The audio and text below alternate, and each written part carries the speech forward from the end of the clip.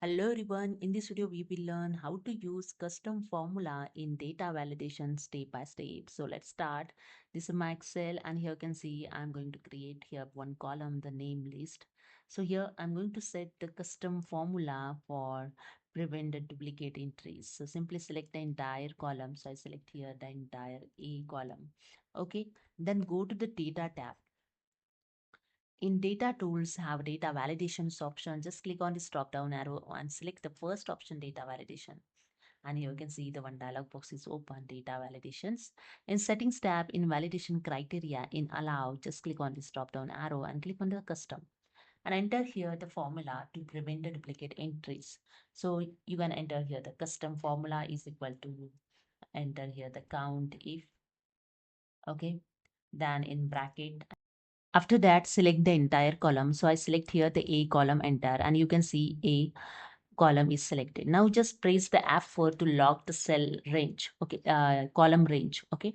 So here the lock the range, then use the comma and select the first cell of this column. The first cell is the heading name also here you can select, okay. The first name you need to select here. So I select here the first cell, okay. After that, bracket closed is equal to 1, okay, and okay, that's it. Now I just enter here the sum name, okay. So I just enter here Priya, okay, Komal, okay, Hita, okay. Now same name if you enter, suppose I enter here again the Priya, okay, and press the enter key. See the error showing the Microsoft Excel. This value does not match the data validation restriction defined for this cell. So here showing the duplicates error. If you enter the same thing again, this column, so it's showing the error. And this is a way you can add the custom formula in your data validations, okay. And if you want to change this error message, you can change here, okay.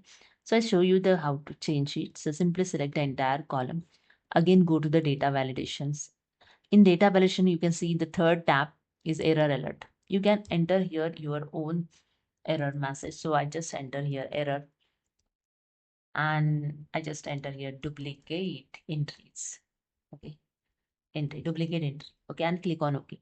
Now I enter here again the Priya, same name, okay, and press the enter key. See, the error message is changed. Now showing the error is a title and the message is a duplicate entry. So that's it.